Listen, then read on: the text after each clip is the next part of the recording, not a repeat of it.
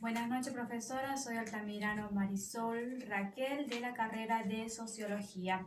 Voy a exponer mi trabajo final de alfabetización.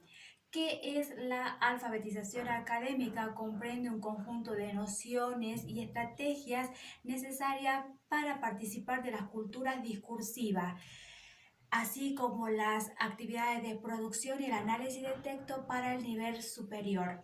Una de las referentes más importantes es Paula Carlino, quien afirma que no es una habilidad que se logre de una vez, sino es que es un proceso. Paula Carlino plantea integrar el proceso de enseñanza y el análisis de texto en todas las cátedras, porque comprender y producir textos escritos es muy importante para el alumno en el nivel superior. Bien, ahora vamos a desarrollar el tema de la oralidad en el discurso académico. Del texto Saber Hablar de Antonio Pritz.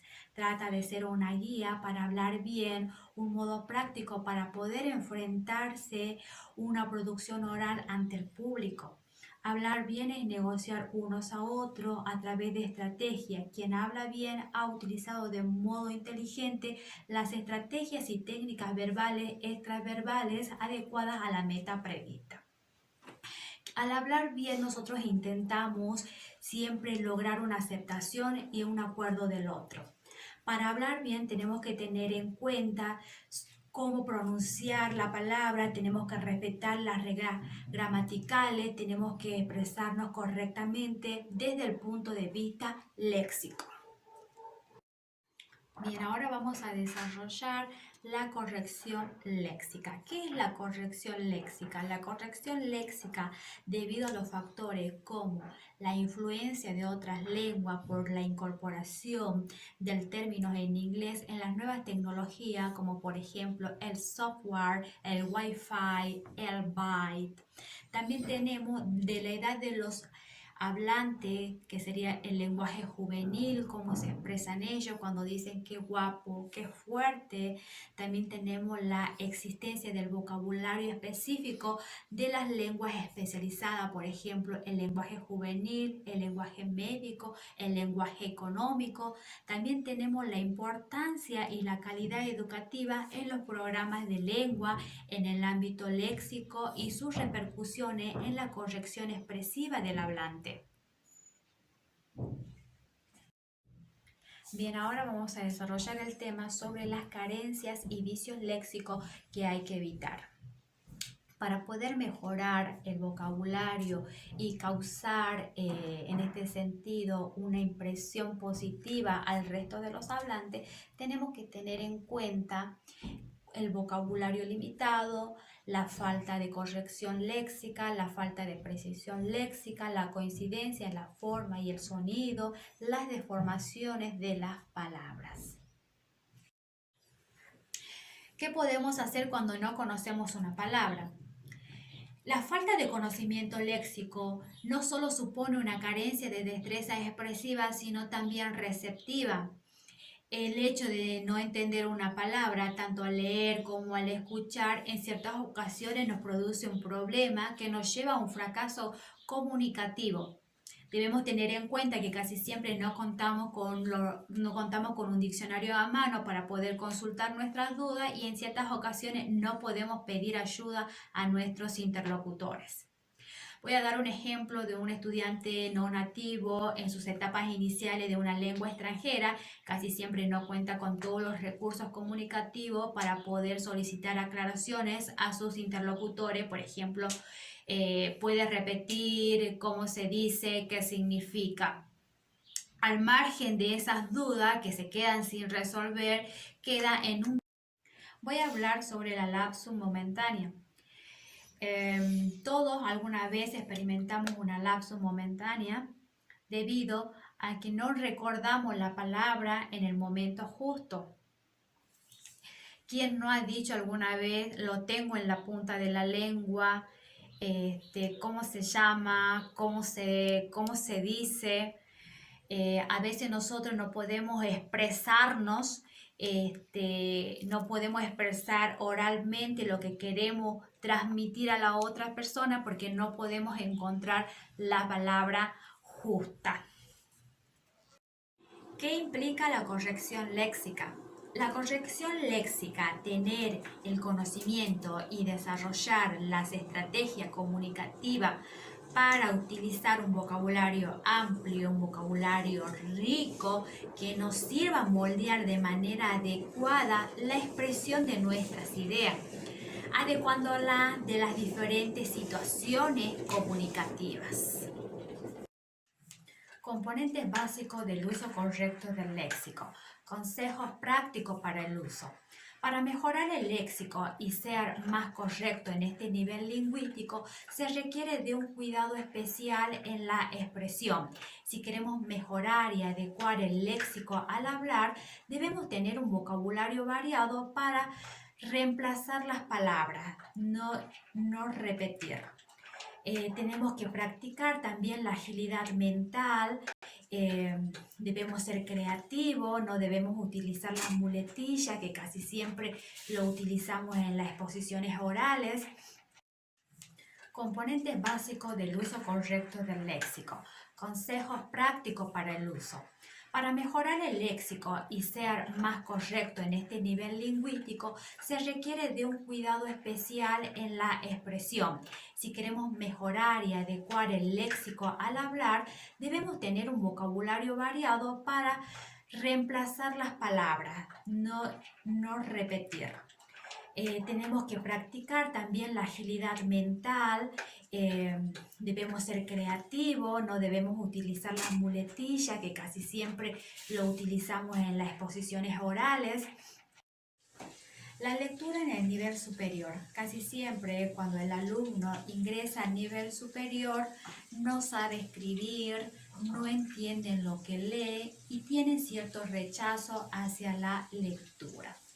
Para eso debemos destacar aquí la importancia de la lectura en el nivel superior, donde el docente debe brindar todas las estrategias necesarias para que el alumno pueda entender y comprender un texto a través de pistas, el por qué y para qué leer.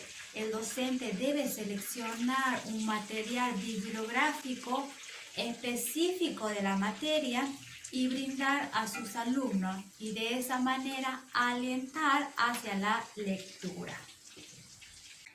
¿Qué leer en las universidades?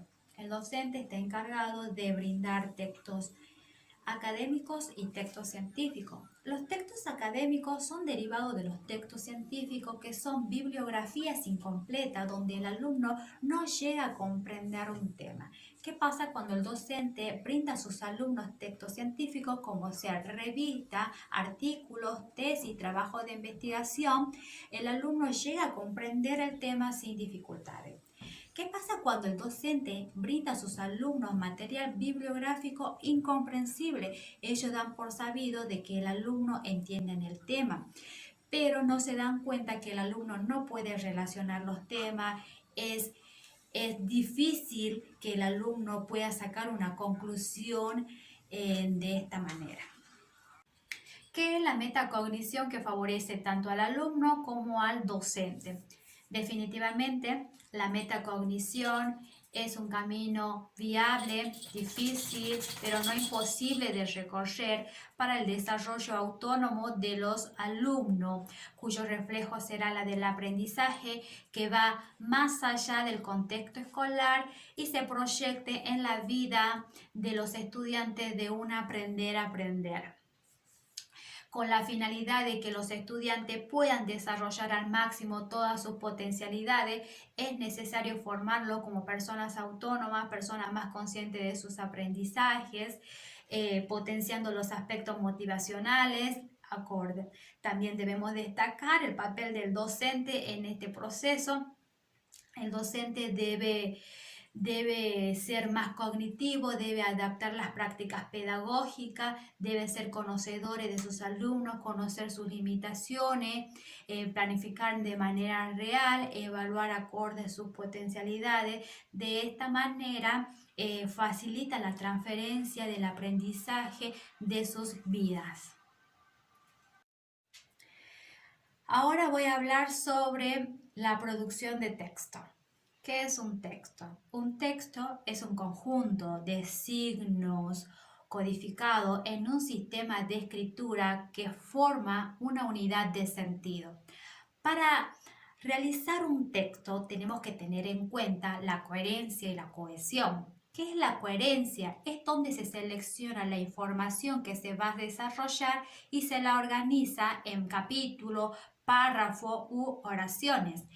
¿Qué es la cohesión? Es el uso de los mecanismos lingüísticos que se manifiesta en la conexión entre sus distintas partes, como por ejemplo la repetición de palabras, el uso de sinónimos, hiponomios. Todos estos recursos son los recursos de tipología cohesivos. Voy a hablar sobre las habilidades del pensamiento. Las habilidades del pensamiento son la capacidad y disposición para el desarrollo de los procesos que entran en juego en el aprendizaje, equilibrando la lectura y la escritura, como así también los procesos mentales para la resolución de los problemas de cotidianidad. Para eso es necesario que el docente pueda brindar a sus alumnos un amplio abanico de estrategias para producir alumnos con pensamiento crítico. Por ejemplo, que el alumno pueda interpretar, que el alumno pueda analizar, clasificar, inferir, comparar, criticar y evaluar. Todas estas estrategias son un proceso de enseñanza que promueve la actividad del alumno haciéndolo más inteligente. Por último, voy a abordar el tema del pensamiento crítico. El pensamiento crítico es una habilidad que todos podemos desarrollar a medida que vamos creciendo profesionalmente en los estudios. Estos últimos nos ha permitido tomar decisiones más acertadas debido justamente al crecimiento de aprendizaje, debido a la experiencia personal, debido a la experiencia profesional. Para aumentar nuestro nivel de pensamiento crítico, en general es la lectura, porque a través de ella podemos acumular información. Para la realización de la lectura tenemos que tener en cuenta diferentes técnicas de estudio. Voy a nombrarla. Por ejemplo, tenemos la técnica de estudio sobre el subrayado de las ideas principales.